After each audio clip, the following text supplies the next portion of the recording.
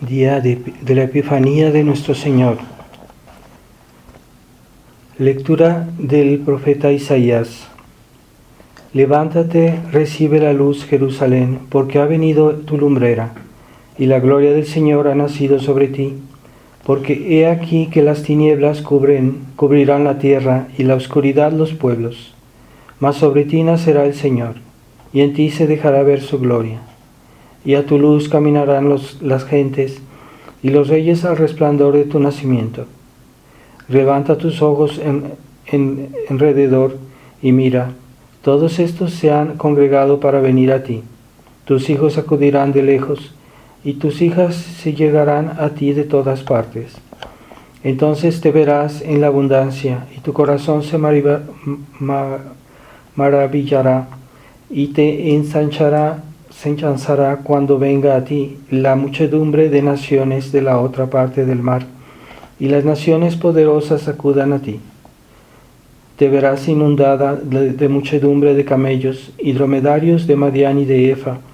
Todos los de Saba vendrán y te traerán oro e incienso, y pregonarán las alabanzas del Señor. Continuación del Santo Evangelio según San Mateo. Cuando hubo nacido Jesús en Belén de Judá, en tiempo del rey Herodes, unos magos vinieron de oriente a Jerusalén, diciendo: ¿Dónde está el rey de los judíos que ha nacido? Porque hemos visto su estrella en oriente y venimos a adorarlo. El rey Herodes, al oír esto, se turbó, y toda Jerusalén con él. Y convocando a todos los príncipes de los sacerdotes y a los escribas del pueblo, les preguntaba dónde había de nacer el Cristo. Y ellos le dijeron: en Belén de Judá, porque así está escrito por el profeta: y tú, Belén, tierra de Judá, no eres la más pequeña de las ciudades del reino de Judá, porque de ti ha de salir el caudillo que regirá a mi pueblo de Israel. Entonces Herodes, llamando en secreto a los magos, se informó de ellos cuidadosamente acerca del tiempo en que les apareció la estrella, y enviándolos a Belén les dijo: id e informaos cuidadosamente del niño, y cuando lo hayáis encontrado, hacedmelo saber, para que yo también vaya a adorarlo. Ellos, después de oír al rey, se fueron. Y he aquí que la estrella que habían visto en oriente iba delante de ellos, hasta que vino a pararse sobre el lugar donde estaba el niño. Al ver de nuevo la estrella, recibieron un gran contento, y entrando en la casa, hallaron al niño con María y su madre, y postrándose los adoraron. Y abiertos los tesoros le ofrecieron como dones oro, incienso y mirra. Mas habiendo sido avisados en sueños que no volviesen con Herodes, regresaron por otro camino a su país. En el nombre del Padre, del Hijo y del Espíritu Santo. Amén. Ave María Purísima, sin pecado concebida. Estimados hermanos, hemos escuchado cómo es este relato de los santos reyes magos que siguieron la estrella. Es un signo que Dios en ese tiempo hizo, es una señal que Dios quiso hacer por medio de los ángeles para que los reyes magos pudieran encontrar al Mesías. Y bastó poco para que ellos creyesen, porque esa estrella pues realmente era un signo poco habitual. Ellos parece ser que conocían el curso de las estrellas, y que viendo una estrella que era muy diferente a las demás, esa señal de Dios les bastó para tomar sus medios para hacer ese gran viaje a ver a este niño. Ciertamente en esos tiempos otros pueblos también sabían muchas personas sabían que debía venir el Mesías y que debería nacer en el pueblo judío. Entonces no todos los pueblos eran ignorantes de esta tradición que había en el pueblo judío de que debería nacer un día el Mesías. Entonces, pues yo pienso que eso fue también una de las razones por las cuales ellos reconocieron en esta estrella la señal de Dios. Y entonces hicieron este gran viaje y encontraron que el mismo pueblo que debía recibir al Mesías, pues se portó de una manera incrédula, porque el Evangelio dice que Herodes y todo Jerusalén se turbaron al oír que venían los Reyes Magos a busca del Mesías. Pero en lugar de decirles a ellos, pues venimos con ustedes, vamos a ver dónde está el Mesías, ninguno vino con ellos. Ellos llegaron solos al lugar en Belén, y donde encontraron al niño. Entonces esta incredulidad del pueblo judío ya comenzaba a verse en ese momento, y ellos, que toda su razón de ser era la expectación del Mesías. O sea, todas las profecías y todos los santos que Dios suscitó en el Antiguo Testamento, incluso las ceremonias, los sacrificios, todos estaban orientados a la venida del Mesías. Todos eran como profecías del Mesías que debía venir. Incluso por ejemplo, los sacrificios, todos figuraban el sacrificio de Cristo, y se puede enumerar cantidad de cosas todo estaba relacionado con la venida del Mesías y orientado a la venida del Mesías. Entonces esa incredulidad es notable, y es algo que debió entristecer a nuestro Señor, ver esa dureza. Entonces, finalmente, los que vinieron a ver al niño Dios eran las personas humildes, las personas pobres, los pastores. Los Reyes Magos no eran pobres materialmente hablando, pero eran humildes en su corazón, porque tuvieron una actitud humilde, y lo primero que hicieron es adorar a este niño cuando llegaron a Belén. Entonces esa actitud de fe y de adoración es la que debemos retener en esta época, en la que ya no se tiene esas actitudes fácilmente. La gente se ha vuelto muy incrédula y no ve la necesidad de adorar a su Dios, o aunque la vean, no la hacen como deberían hacerla. Entonces es falta esa fe. Hay por lo menos parcialmente, en muchos católicos modernos, pues sí, ellos dicen que creen en Jesucristo, pero no hacen lo que debieran para adorarlo, para servirlo, porque también la incredulidad ha invadido los corazones, y esa incredulidad, esa falta de fe y esa falta de adoración también, que hoy ya no se ve, la adoración casi no se ve de las personas, no ven tanto la necesidad. Algunos dicen que sí, creen en Dios, pero no es es más bien de palabra y no tanto de acción, de obras. Y este mundo que hoy inspira todas esas actitudes, viene de este mundo liberal, de este mundo materialista, de este mundo que no quiere aceptar a su Dios. Entonces, cuando se vive de esa manera, pues el pueblo también termina contagiándose de esa actitud también de incredulidad.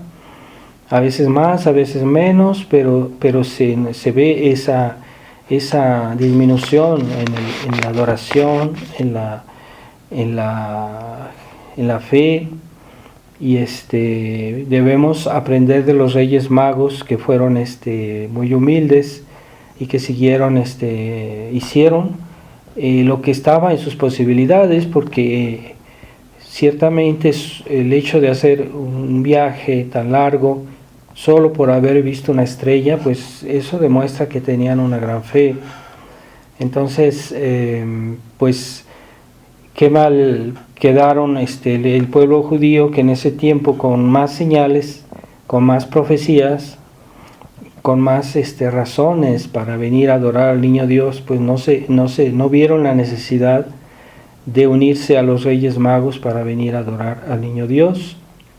Y esa incredulidad es la que hoy también está invadiendo los corazones, ¿verdad? Que hay gente que no ve la necesidad de servir a Dios en su vida, y que algunos dicen ser católicos y que no hacen la voluntad de Dios, es decir, que no lo adoran realmente, no se someten a la ley de Dios y dudan de su fe, porque dicen creer, pero niega, muchas cosas no las aceptan o las aceptan mal.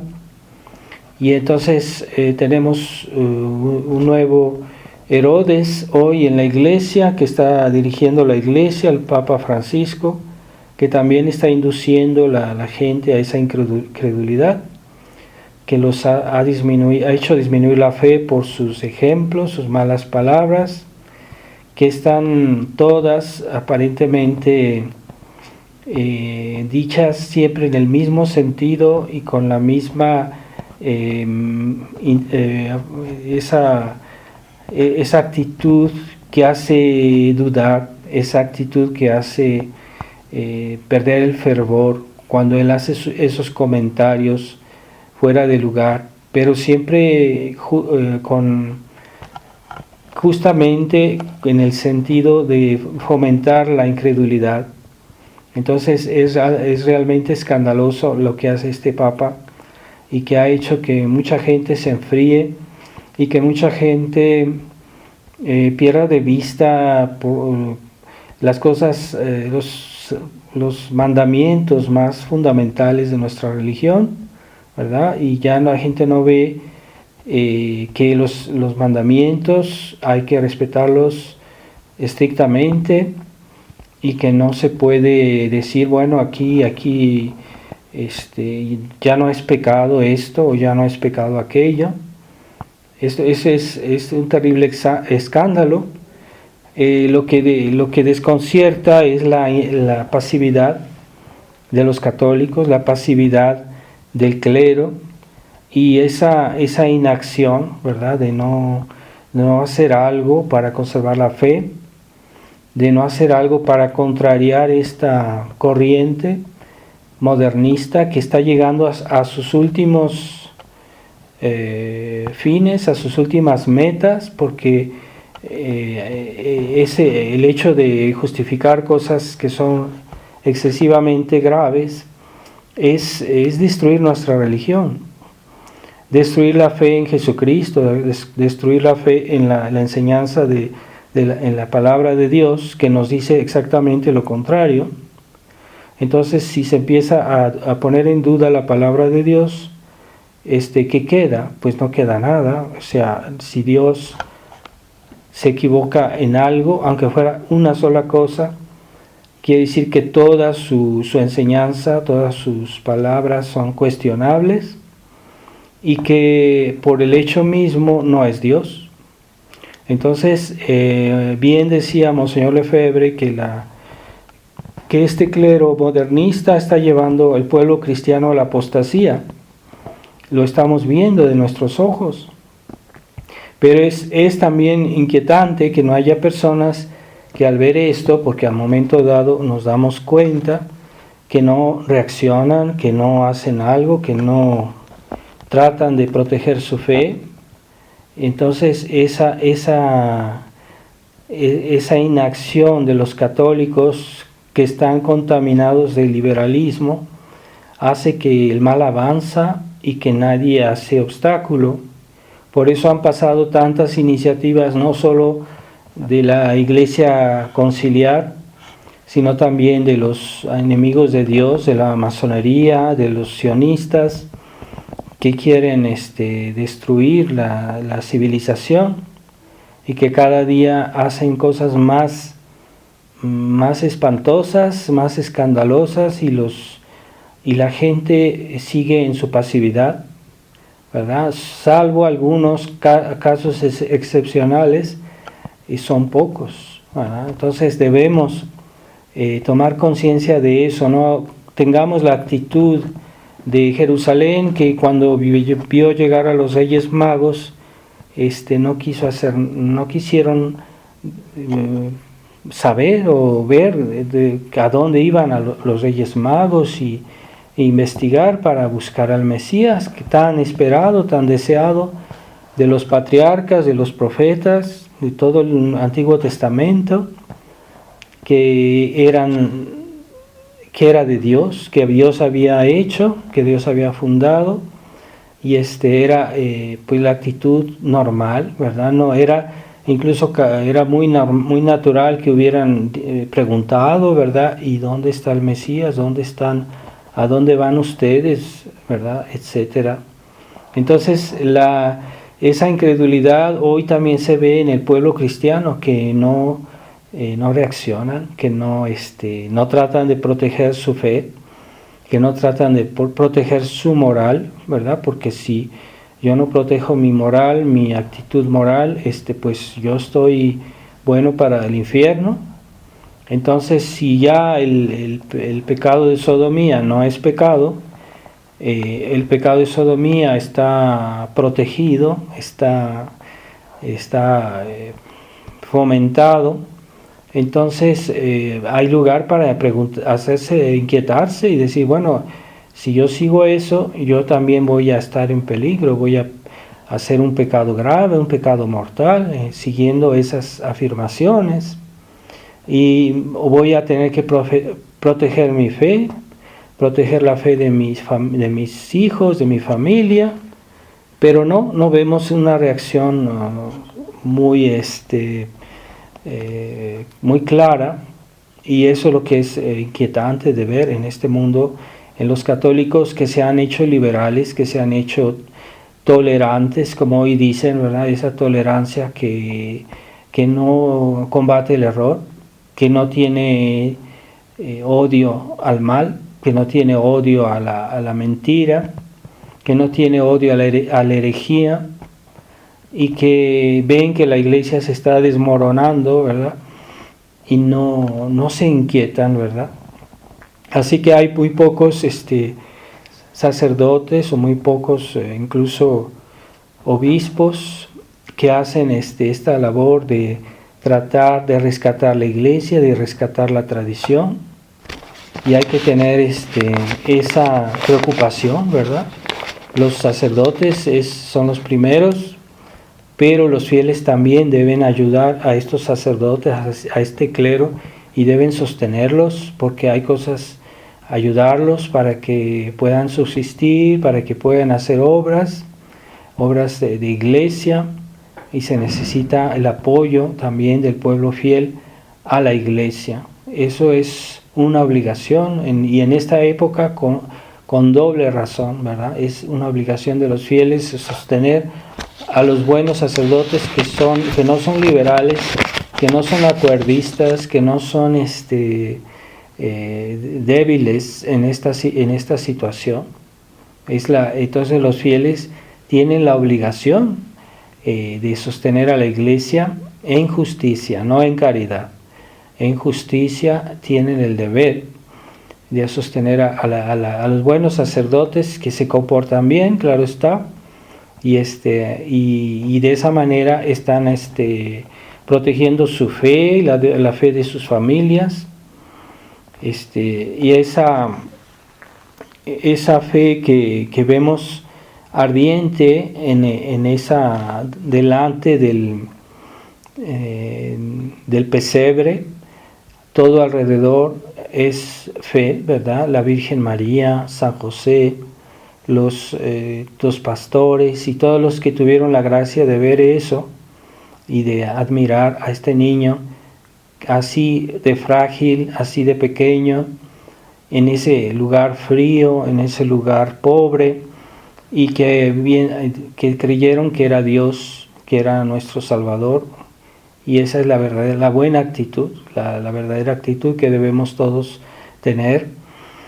También tenemos noticias de Monseñor Vigano, que que cada día tiene una posición más clara. Le damos gracias a Dios que él que era un obispo de la Iglesia Conciliar, abrió los ojos y ha sido fiel a la gracia, y que ahora está promoviendo la tradición, tal vez mejor que la misma Fraternidad San Pío X, que ya no da el ejemplo y que se ha ido en un camino a un callejón sin salida, y que no quieren reconocer que se equivocaron, que sus ilusiones de convertir a Roma, sus ilusiones de convertir a la Iglesia moderna han caído al suelo, y que no ha habido resultados a pesar de todas las concesiones que han hecho, y que en medio de estos escándalos del Papa Francisco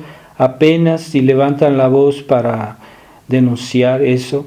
Y vemos que mucha gente que no es tradicionalista, porque son gente que se dice tradicionalista pero que son conservadores, porque son modernistas, porque aceptan el concilio, que digan lo que digan, pero alguna persona que acepta el concilio es modernista. Pues esos a veces son más claros en sus palabras que la misma Fraternidad San Pío X hoy, que está disimulando mucho el combate de la tradición, y al punto que no quieren saber de Monseñor Vigano, no lo quieren apoyar, y eso es escandaloso. Tenemos el ejemplo en vida de Monseñor Lefebvre, de Monseñor de Castro-Mayer, que vino a Icón. Yo estuve ahí presente en las consagraciones episcopales, y Monseñor de Castro-Mayer dijo en el sermón de esas consagraciones que él consideraba que si él no hubiera venido en esa ocasión para apoyar a Monseñor Lefebvre, él hubiera hecho un pecado mortal. Lo dijo claramente. Entonces, ¿qué pasa con aquellos que no quieren apoyar a sacerdotes que tienen la verdadera posición de la tradición? Es escandaloso, es lo que podemos decir hoy. Y ese silencio alrededor de Monseñor Vigano en la fraternidad es escandaloso. Yo considero que deberían apoyarlo públicamente de alguna manera, pero eso no es lo más grave. Lo más grave es el silencio sobre los problemas de la Iglesia, y sobre muchos problemas actuales que no han hablado claramente. Entonces no quieren desagradar a Roma, no quieren quedar mal, creen que las concesiones que les han hecho, que Roma les ha hecho, las van a perder, pero se están dando cuenta que no avanzan, que no van a obtener más, y que hay un problema. Entonces yo no sé, ellos terminarán o bien por romper con Roma, pero a este punto es difícil que lo hagan, y pues probable que acepten los obispos de la Iglesia Conciliar para hacerles sus ordenaciones, para consagrar los santos óleos, como hizo Monseñor Under, que es un obispo modernista que reside ya en la fraternidad, y que este año pasado consagró los óleos para el uso de los sacerdotes de la fraternidad. Eso es escandaloso. Entonces seguirán en ese camino si no quieren practicar la humildad y decir, bueno, hicimos un intento y ahora es el momento de regresar a las antiguas posiciones de la fraternidad. No sé, sería la salvación de la fraternidad tal vez, y no es tan difícil. Yo pienso que todos podemos equivocarnos de alguna vez. Monsieur Lefebvre, al fin de su vida, él mismo lo decía en público, decía que él se había equivocado en algunas cosas, pero no eran muchas, eran algunas cositas, pero tuvo esa humildad, ¿verdad?, de aceptar, como lo hizo San Pedro, que cuando aceptó el reproche de San Pablo, bueno, es una cosa excepcional, no es algo que pasa todos los días, pero bueno, sí pasó, y San Pedro tuvo una actitud de humildad y reconoció que ese camino no era el camino de la iglesia. Entonces en este día pidámosle a los Reyes Magos que nos den esa fe sencilla, pero que esté unida a los actos, no nada más de palabra, de pensamiento, de corazón, sino de acción. Y ahí es donde la fe se complementa, se perfecciona, se consuma. Es cuando llevamos a la obra nuestros pensamientos de fe, nuestras creencias, y es cuando nos santificamos más en medio de los esfuerzos, tal vez de las cruces, de las pruebas, de las persecuciones. Es ahí donde se ve quienes creen realmente y que no temen profesar la fe integralmente. Vamos a pedir a la Sagrada Familia que nos haga tener esa fe que ha hecho que la Iglesia exista, que la Iglesia continúe. Sin la fe, pues la Iglesia desaparece. Entonces, ¿dónde está la Iglesia? Ahí donde está la fe. Y quienes hoy tienen la fe integral de la Iglesia, no solo que digan yo soy católico y creo en algo, no, que tengan la fe en todas las verdades que forman parte de la tradición, y esos son los que realmente representan a la Iglesia, no católicos, caricaturas de católicos y católicos liberales que no representan plenamente a la Iglesia, hay que decirlo, y un clero débil, un clero comprometido tampoco. Vamos a pedirle a la Sagrada Familia la fe que practicaron ellos, especialmente San José, la Virgen María. El niño de Jesús no tenía la fe porque era Dios, pero nosotros, los demás que estuvieron presentes, sí. Vamos a pedir en este día de la Epifanía la gracia de la fe y la perseverancia en la fe. Ave María Purísima, sin pecado concebida. En el nombre del Padre, del Hijo y del Espíritu Santo. Amén.